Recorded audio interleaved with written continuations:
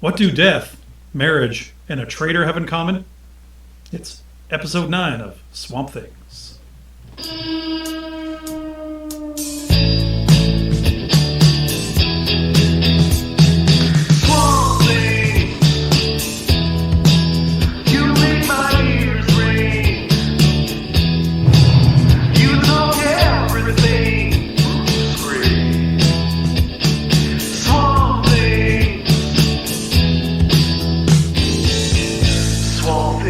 I think I love you.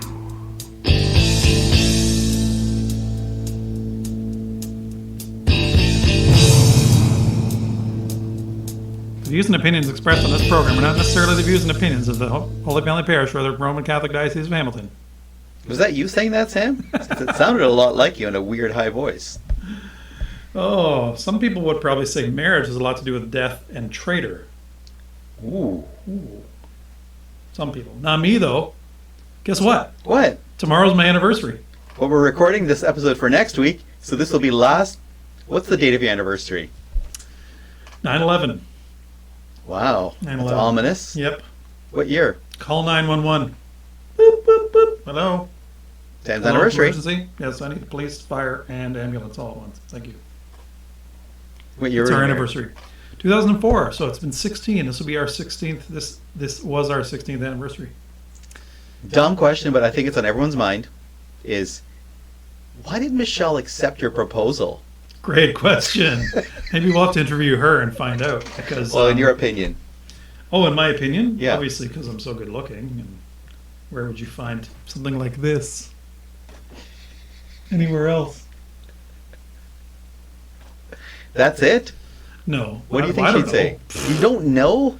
Shouldn't you know? It's like one of the great con jobs of all time. Actually, that's kind of why I asked the question. She seems like a great person. I don't know Michelle that well, but well, Oh, gee, thanks. What? She sounds like a great person, so why'd she marry you? Exactly. Right. I don't know. I don't know the answer to that. All right. Yeah, I don't know. I'm not. You'll have to ask her. Do you have plans? No. Okay. She feels like there's not a lot we could do. So and she's right. It's awkward going to restaurants even, and Yeah. like we were thinking of going out on like Sunday for like a movie and then a lunch or something, but looks like we might just stay home. So Okay. Congratulations, Sam Yeah. and Michelle, Well, both of thank you. you. It is a great thing. So what do you know now about marriage that you didn't know 16 years ago? Oh.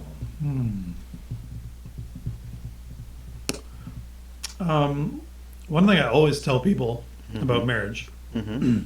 I tell my friends this when they're getting married, and I don't know, just people that get engaged, is that is how important children are. I tell them that like they're really when we had our first child, Jesse, I feel like that was more defining for our marriage than our wedding day. And in a weird way. I know Yeah. that the wedding day was important too, but there's something about having a baby that like really united us as a couple. Mm-hmm. So I sort of almost think of it as not before marriage and after marriage, but like before Jesse and after Jesse. Before that becoming was mother so and father. defining as a couple. So Yeah. I always tell people that to not be afraid of that, like to not back away from Mm-hmm. having a baby. Makes a lot of It's sense. great. It's a lot of work. It's a lot of self-sacrifice, but it's what God wants, I think, for And I always think about people we know. most People we know, exactly. I was just thinking people who married, loving marriage, and I love the way that I've heard it put. It's like the point about giving birth is it's the natural expression of like the love overflowing. But sometimes when couples can't have kids, there are other ways in which their love overflows in the That's right. community as well. That's Mhm. not the same natural reality, but spiritually it's the same thing. Exactly. Yeah. Yeah. Anyway, Exactly. congratulations. I really, but it's about self-gift, like giving of yourself. Right. You give yourself to your children, or you give yourself to your community in other ways. There are many, many ways to live that out. I think of people that make a vow of celibacy, Mhm. and they offer themselves in a different way to their community, to God, to other people. Yeah. Not in a less important way, but in a different way. In some ways more important. Some ways more important. Yeah. Certainly essential anyway for all of us. So Thanks for the update, Sam. What have you learned about marriage Ooh, since being married? How many years have you been married? This is 16 for us. How many is it for you? 29. 29. Ooh, Yep, so big 30 next coming year. up. Sure, nice round number. Yep. Evenly divisible by 10. What have I learned? Well, we're literally in the new stage of not having kids, which is figuratively being empty nesters, as you explained in the last episode, in the last riveting episode, where you were helping me think, which I need help with. So what have I learned? I think it's about, kind of ironically, but makes sense, rediscovering who we are as just Mary and me in a way that is not as focused or dependent on even having an adult child at home. It's kind of exciting in a way, but it's your who you are changes as a person, and I think just that's something that happens when your kids are no longer at home. Mm. So I'd say I've been learning that over the last couple of years. Yeah. It's also interesting how it changes over the years, like just in different stages of life and different things you're doing as a family. And like I know moving to the farm really changed our relationship and the dynamic of our family. And Yep. yeah, it's quite an adventure. Adventure is a great word for it. Adventure. Yep. If you want an adventure, you're not married yet, get married. That's right. You know who was very adventurous? Who's that? Bach. He was a kind of crazy guy. Yeah. So On to analog life. analog life. So today, Hey, by the way, Sam, yeah. I love that little intro thing you've now got going for analog life. I think it's wonderful. Creative communication is my gift. One of Excellent. my spiritual gifts. So here's our analog To item. find out what your spiritual gifts are, contact us. Oh, We have a yeah. program for you. We love that program. It's called Network. Network. Very, very good. Opened my eyes in a lot of ways.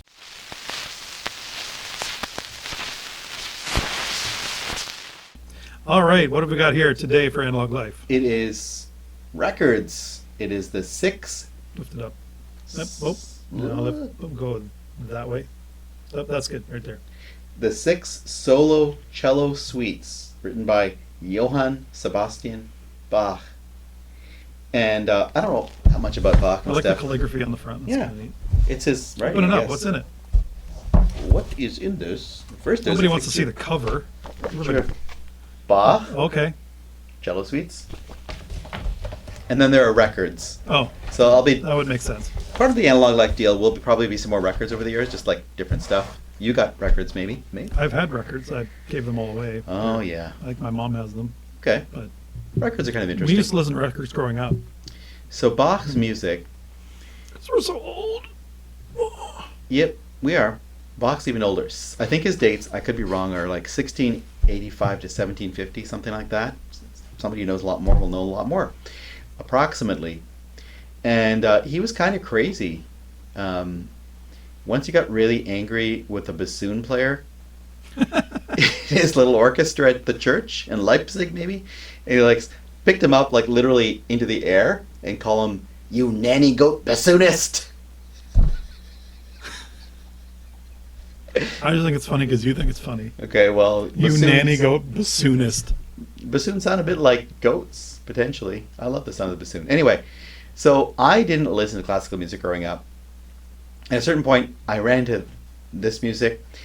It's amazing. He wrote these 6 suites for solo cello. I don't know how long they're each, probably half an hour each.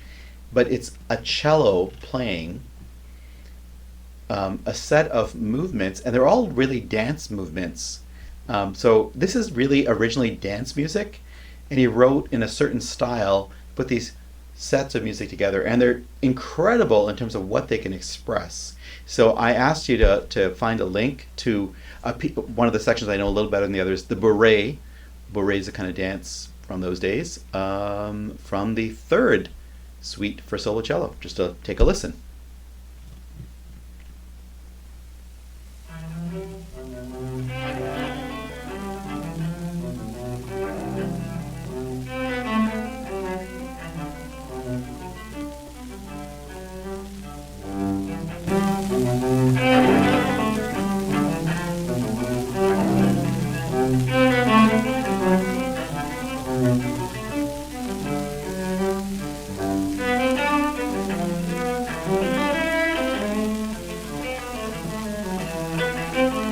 once this little segment kind of winds up, pause it.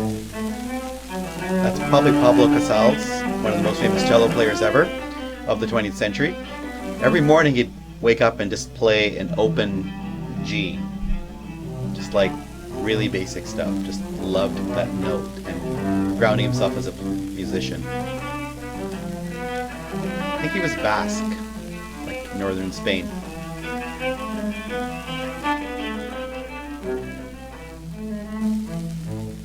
It's probably good.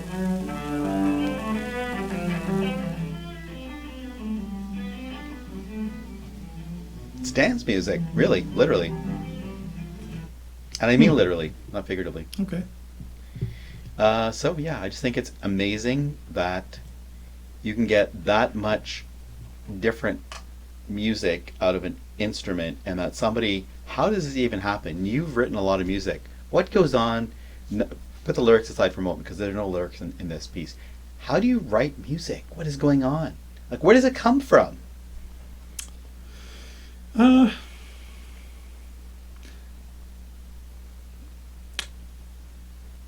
This to me, it's kind of like, is it something you can learn or something you're innately you just sort of understand? I think for me, I didn't learn it. Mm-hmm. You just sort of know. I don't know. It's almost like an instinct, just to like know what goes with what. Mm-hmm. Now, something really complex like that, obviously, usually a lot of work goes into it. But then you hear stories of like some of the great composers, like sitting down in an afternoon and writing Sure. a whole symphony. You know? Yeah. Just because it was like it just poured out of them, and that certainly happens sometimes too. I don't know. It's like kind of a combination. For me, it's a combination of like kind of just luck and what in my head or in my heart I know sounds good or sounds right together. I usually write the lyrics and They my go style of together music. for The you. lyrics and the music go together. I very rarely write one without the other. Mm-hmm. Because to me the lyrics are projected by the sound, the melody, the music's behind The sound it. of the music serves the lyrics, Yeah, the so message. rarely do I ever write something and then Right. write music later. It's almost always concurrent with the. Well, that's what this makes this stuff so interesting to listen to. I have to say, for most of my life, into my, let's say, till I was about, I don't know, 25, 30 even, I probably couldn't have listened to this music because I wouldn't really be able to hear it. It's just like so unfamiliar to, like, I grew up listening to rock, pop, whatever, that kind of stuff, whatever was going on in the 70s and 80s. Listening to this stuff for the first time was like so weird that somebody would, I don't know, it's like you have to learn how to listen to music. Does that make sense? Mm-hmm. And different kinds of music, you kind of think like, oh, that's really boring because I've never listened to that before. But it's a bit like basketball, actually, in my mind. It's like basketball is really boring if you don't really pay attention to it because you don't know what to look for. But once you learn how to listen to different kinds of things or watch different kinds of things, it's like fixing cars. I would be bored to tears probably, but people who love to fix cars, like they're looking for things, they're seeing things, they just know stuff. Whatever, I would say it's definitely God-given in my mind. Music, whatever creative communication, you were talking about that earlier, you mentioned it briefly, it comes from God. And there's a book, I'll never read this book, but I just love the title, exemplifying Bach's music. It's called Bach and the Dance of God. It's like Bach was like listening to God dancing and somehow inspired. I don't know. Yeah. I like that title. There you go. Well, it's no secret that a lot of the great music in the West were songs about God, music devoted to God. That's right. Settings for Mass. Yeah. Some of the most famous settings for like Christmas or like different liturgies throughout the year. Mm-hmm. Hey, Makes up a huge portion of the. we're going to get some Catholic content next, and there's actually a link between Bach and our Catholic content because he wrote music which was about death. We're going to talk about death in a couple of minutes. And Okay. this is kind of a tune you might know if you're a churchgoer. It's the English hymn, O Sacred Head Sore Wounded, but the music is by J.S. Bach.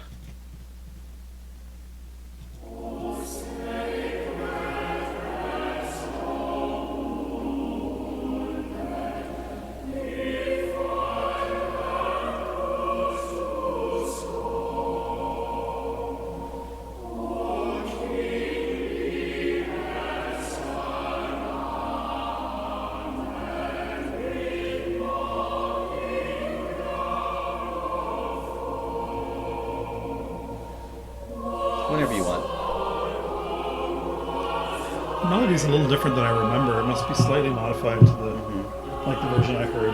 Yeah. When you sang it earlier, it was a little different. So this is the whole piece is called an oratorio. It's a kind of religious music, as you were saying, with lyrics, called the Saint Matthew Passion. And this particular melody was written by a different guy. I think his name is Hans Leo Hassler. Bach took it and incorporated it into this segment, which focuses on the death of Jesus, the Saint Matthew Passion. It's one of the some people consider one of the most moving pieces of Baroque music written. I was at a performance years ago, so yeah, very moving. We're going to talk about death, Death. the death of Jesus, and just death. Would you say death preoccupies most people at least at some point in their life? Before I answer that question, I have a question for you. Okay. Could there be anything funny about death? You know, I was just thinking. Okay. So on our holidays this year, Yep. we always take like some shows for the kids to watch, Mm-hmm. and I cached on Netflix some of these shows from Britain called Horrible Histories. Okay. And in Horrible Histories, so it's about like terrible things that people did and crazy medical experiments people did on, like, anyway, it's Is it all meant to be humorous? it's meant to be humorous. It's, Right. it's a comedy. It's Sure. a comedy show, but it's historically accurate, the whole thing. So Okay. there's a little rat that comes up on the screen and goes, "That's true," you know, because it's like they fact check themselves as they go. Mhm. And one of the favorite segments, my kids loved this segment, where the Grim Reaper is there, basically at the gates of, I don't know, Hades or something, and someone will come up and then he's sort of like checking people in. It's almost like at a Fancy restaurant, like a or hotel or something. Okay, hotel. Yeah, he's like, yeah. next at the beginning of every segment. He's like, Yeah. next, and they come up and, oh, what name? And then they'll say like, well, I'm Julius Caesar. And he'll be like, okay, how did you die? And then they'll explain it, and then he laughs at them, like just like, oh, and then he makes a bunch of puns, like just like 2 or 3 in a row. That's a bloody Caesar. Yeah, Because it was that's a stabbed to bloody death. Caesar. Like just like a few Oh, really woo, I don't know. Yeah. too brute. There Anyway, you go. and make a bunch of jokes about them, and then sends them on. And then at the end, he always goes, "I love my job. I really do. I really, really do." And then the music starts, and then it goes away. And it's only like about a 30-second segment, but it's hilarious. I should have shown you one. Maybe we can find it for next time. Maybe. Anyway, so death. is death humorous? It sure is on that show. They make fun of it. Because it's obviously very serious. It's sobering.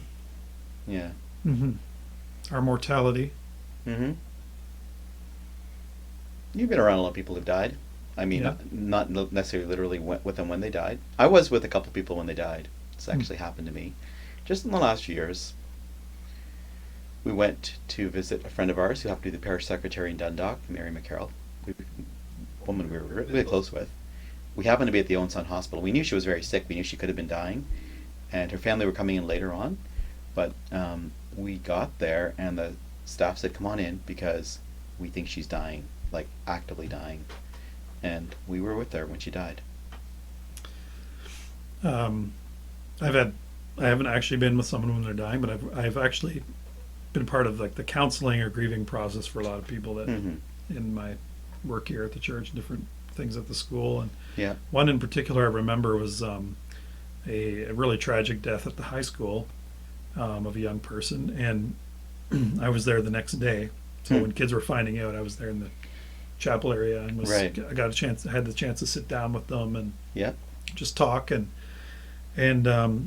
I found it just really humbling, and it's like just to know that like this that had such a profound impact on their spiritual life. Even kids that were not maybe aware of the spiritual life, maybe some of them weren't followers of Jesus, Mm-hmm.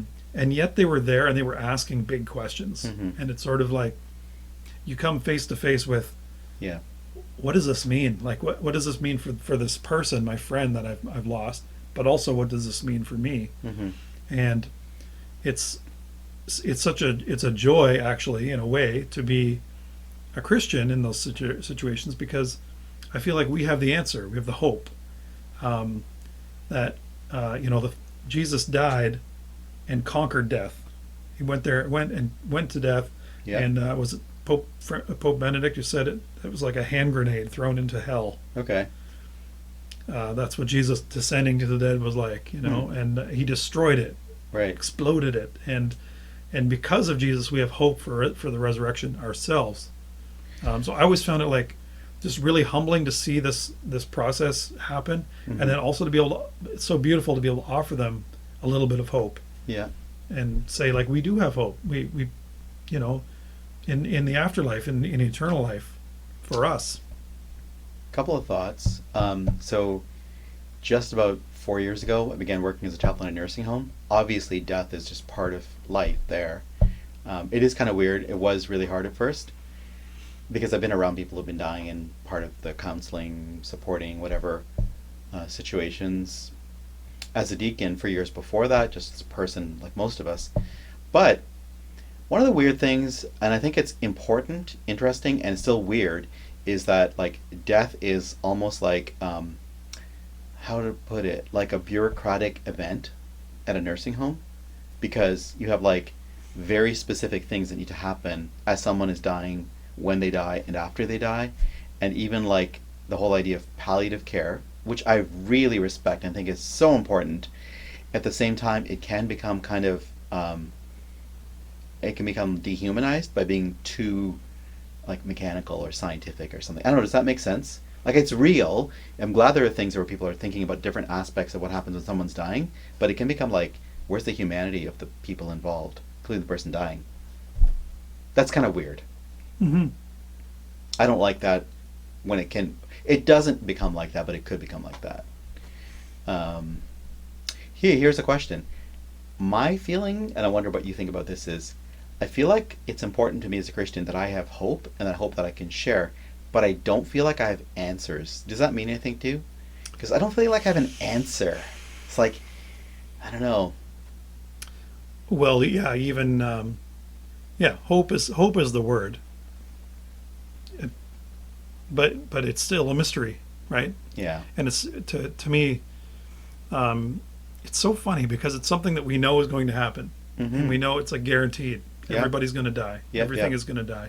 We're all our lives are finite. They're going to come to an end. But it's still so mysterious, and it's something that we wonder about. And Yeah. even like you said, as Christians, it's like, especially when someone asks why a certain person dies, Mhm. or why this sort of allowed to happen to someone young, or someone that wasn't Tragically ready, in or an tragically, or Yeah. what was the reason. It's so shrouded in mystery, but hope is powerful. I agree. Mm-hmm. I almost feel like for me, it's more powerful because it's not the same thing as, oh, there's the answer. Like, I'm thinking about, you know what, this is kind of funny to say, but do we even really know what death is? Like you said, I like the way you said it. It is a mystery, like for any of us as human beings. Because if I say, I've got a car, it works, and then at a certain point it stops working, and it's literally like we gave one of our old cars, basically gave to someone for like a demolition derby at our local fair several years ago, and it was demolished. So that car was running, then it wasn't running so well, so we gave it away, and then it was literally demolished. You could say, okay, working car, demolished car. We understand that, but what happens when someone we know, including ourselves at some point, is like a live person, a dead person? I don't know. Like, we don't really know what's going on the other side of that, Mm-hmm. in the sense of human knowledge. Yep. I actually kind of like that myself.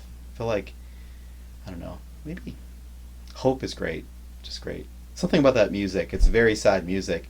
"O Sacred Head, Sore Wounded" is the title of the old-fashioned English that they had there in the version that we listened to. But it's like, there he is, and I know you like to have fun with the little Jesus behind you on the wall. Say hi to Jesus, if you can.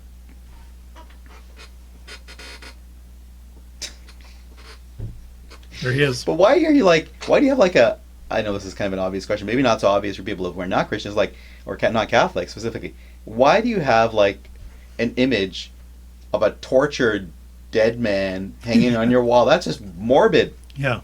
isn't it? Well, like you could, many people on the outside would be right in kind of assuming that Catholics in particular, I say more so than our Protestant brethren, are obsessed with death, and obsessed in particular with a dead guy, or formerly dead guy, Jesus.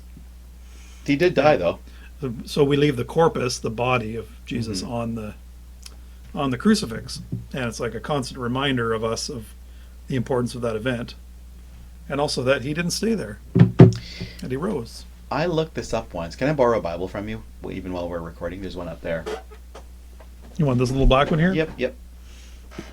Bible. Oop. Bible. Holy Backwards. Bible. I think mine is forwards. Yeah, yours is forwards. Mine's flipped. Holy Bible. There you go. I will look it up. It's 1 Corinthians chapter 2. I think it's even verse 2. Oh, When I was... death, where is your sting? That part?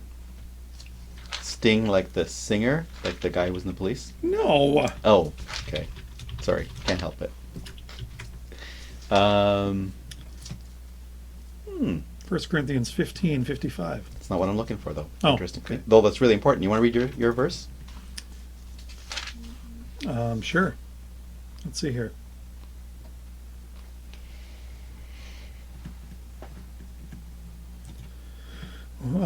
Where, O death, is your victory? Where, O death, is your sting? I wanted to see the part before that. When the perishable has been clothed with the imperishable and the mortal with immortality, then the saying that is written will come true. Death has been swallowed up in victory. Where, O death, is your victory? Where, O death, is your sting? The sting of death is sin, and the power of sin is the law. But thanks be to God, he gives us the victory through our Lord Jesus Christ. If you want to find one passage in the whole Bible that expresses Christian hope, it is 1 Corinthians chapter 15. 1 Corinthians chapter 15, which starts talking about the resurrection of Jesus Christ from the dead, and his appearances to people, and then talks about our death, how the two connect. If you just want to see what it is Christians base our hope on, that's 1 Corinthians chapter 15. The verse I was thinking about, 1 Corinthians as well, chapter 2, verse 2, this is like a Catholic response. I was asked by a Protestant friend once, hey, how can you wear that cross with the Jesus on it? Because he's alive, he's not dead, which is true. But listen to what Paul writes here. I determined to know nothing among you except Jesus Christ and him crucified.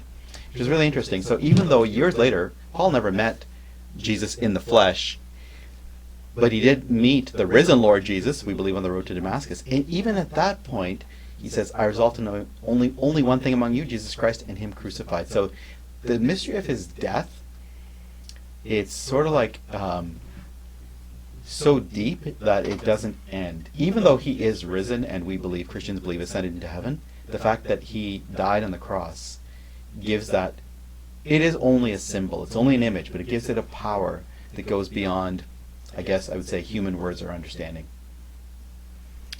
I always thought it was something that drives home the importance of the corpus to me, is something I realized midway into my Christian life, which is, and it's blatantly obvious in the Gospels and in Acts of the Apostles where people witnessed it, but Jesus had the wounds, Right. still has the wounds. Right. Right. So even though Jesus rose from the dead, he didn't rise in a perfect body. He actually rose in the body that was like it was on the cross, Sure. with the wound in his side. Imagine, Yeah. like, he was walking around with a gaping wound in his side, Yep. and holes in his hands and feet. The marks of his crucifixion, the marks of his death, tells me that it's not so much about after his death. The moment of his death is important. Yeah. And why we remember it all the time, even with our, things hanging on our walls. And So a tough question for you and me both is, hey Christians, don't you guys just believe all this stuff because it's really comforting? You want to feel comforted and you want to comfort people. So just because you want to believe it, this is just wish fulfillment. This is not real. In fact, it's too good to be true. You've probably ran into that like a million times, I would think, as I have. How do you respond to that idea? I'll try as well if you want, but what would you say? It's like, oh yeah, that's nice for you. Nice, comforting. Pat people on the head. Tell them that's okay. I guess depending on the person, I might respond with something along Pascal's wager. Which is? Is it better to believe that there's an afterlife, or is it better that there's not? Is it better to live your life as if you'll be judged Right. and you'll live forever based on that judgment? Or is it better to live your life thinking there's no judgment, and then find out in the end maybe that there is none? You might say, well, I want to just live how I want and do all the things I want, and not worry about sin or about any living in Right. the right way, but just living how I want to. Mhm. But we know that actually the happiest people are the people that live for others, that live for something Yeah. greater. Yeah. I was going to say that are the saints were the happiest people, but which they were. But So you might argue with that. another whole conversation, not necessarily for right now, is what happens after you die. Because as soon as you're talking about death, and you said it in what your comments were, which is there's judgment, there's accountability, there's the possibility of eternal happiness, eternal life, and hell. That's part of the Christian picture, and that gets into a whole bunch of other stuff, which I figure maybe not tonight might not be the best time to talk about it, but something that we could get into at some point, because we know it touches us, it touches so many people we care about. I would like to say, just because something is comforting doesn't mean it's not true. That's actually worth saying too, right? Just because it's comforting doesn't mean it's a myth. I love the line from Song of Songs, right towards the end, I think it's chapter 8 in the Bible, which says, love is as strong as death. Mighty waters cannot quench it, or whatever. It's like, okay, as human beings, we have two realities in life that we all share in common: death and love. And I think the whole Bible, in fact, I think every human life is kind of like, is a bet or wager or adventure, talking about marriage. It's like, okay, which is it? Is it death or is it love? Which wins? And nobody really knows the answer at the purely human level. At the level of what's revealed to us as Christians, we believe, in a sense, know in faith, love wins. But that's, a whole other conversation maybe where we go with that. But I love that thing about love and death, because that's like, it's part of life. For everybody, every human being is dealing with love and with death. Mm-hmm. Anything else, Sam? And love is the antidote to death. Yeah, Yeah, the medicine. the medicine, right? And not just our love, but the love of God for us is the antidote. That's why we live. That's why we have eternal life, because He loved us. He first loved us. Almost like I could say most of us could probably relate to this. Life on this earth without love, with zero love, is hell. Is hell. Yep. And life on this earth in the most excruciating circumstances, which I do not ever want to experience, but I've been around people where there's great love, is heaven. Mm-hmm. I don't want to be in that person's, Even in horrible circumstances Exactly. externally. If there's great love, then it's heaven. Yep. So strange, Mm-hmm. but true. I've seen it. Like our friend who was dying, There I you go. mentioned. And Yeah. love is stronger than death. Yeah. Right? Mm-hmm. Stronger than suffering. Not easy words to say. I don't want to make it cheap. No, right? no, it's not. I It's like- understand what you're saying. Yeah. But we've seen that in even the most horrible. I think of example for me is Corrie ten Boom, Holocaust survivor, Mm-hmm. suffered horribly. Many of the people of the faithful Jews in the Holocaust that survived, and others who survived the concentration camps and all of that horror, it was love that got them through. Yeah. Yeah, and a lot of them, in a paradoxical way, emerged more loving than they went in. Interesting. I didn't know that. Yeah, there's so much there, but Where yeah. you'd think you're full of hate, you'd be full of hate, but you're not. You're full of love. Yes. Well, time for the Raptors update.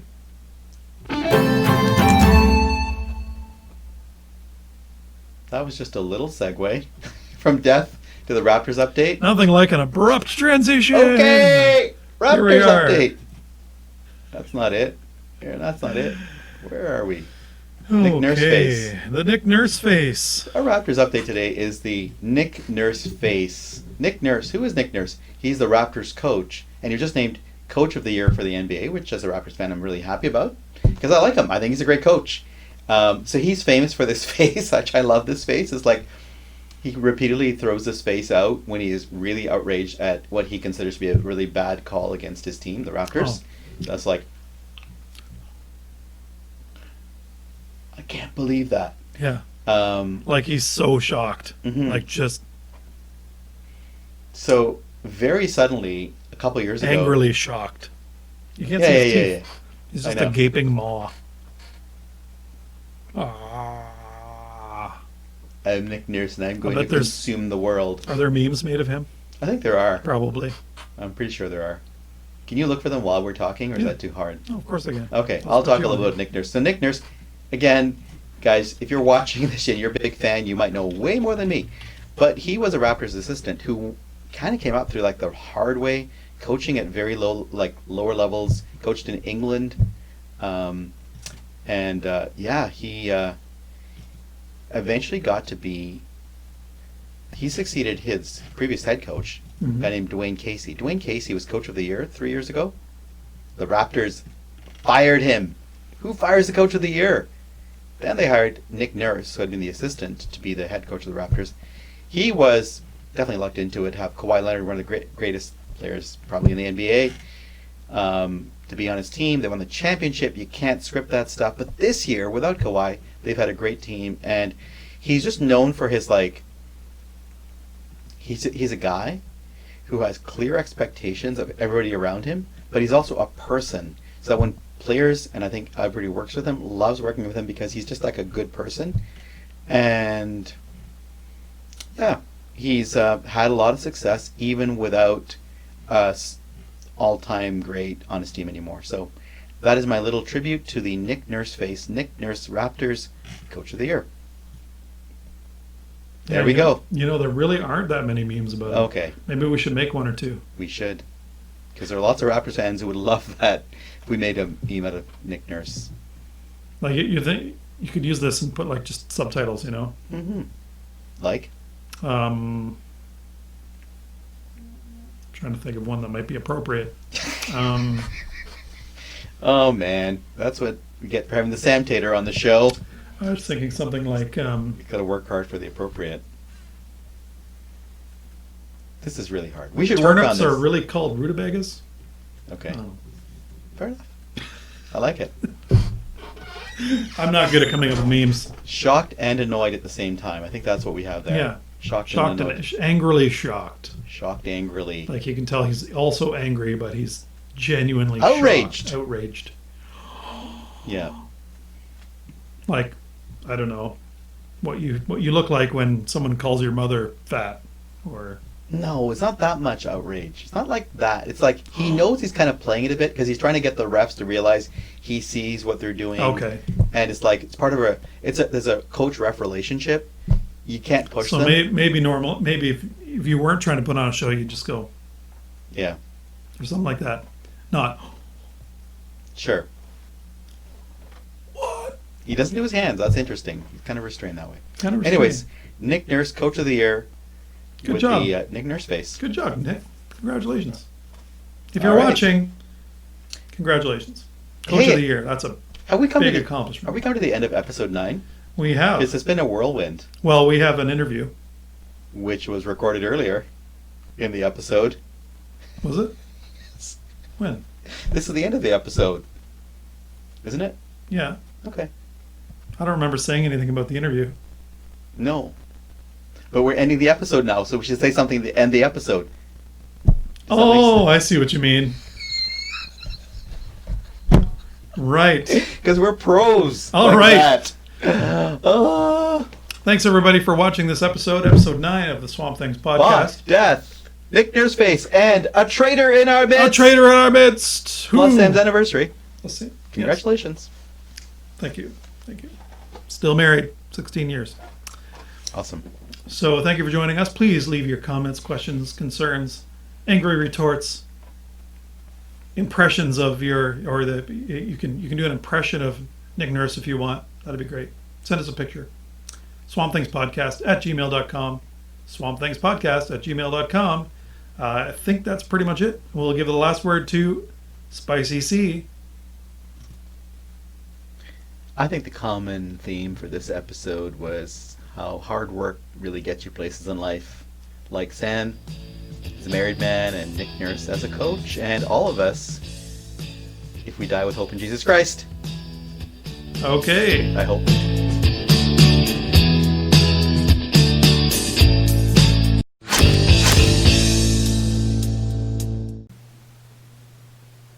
Uh-oh. We made a mistake on that episode. So we promised you an interview with a trader, which we recorded, but we didn't put in there. So watch for that interview during a future episode. That's all.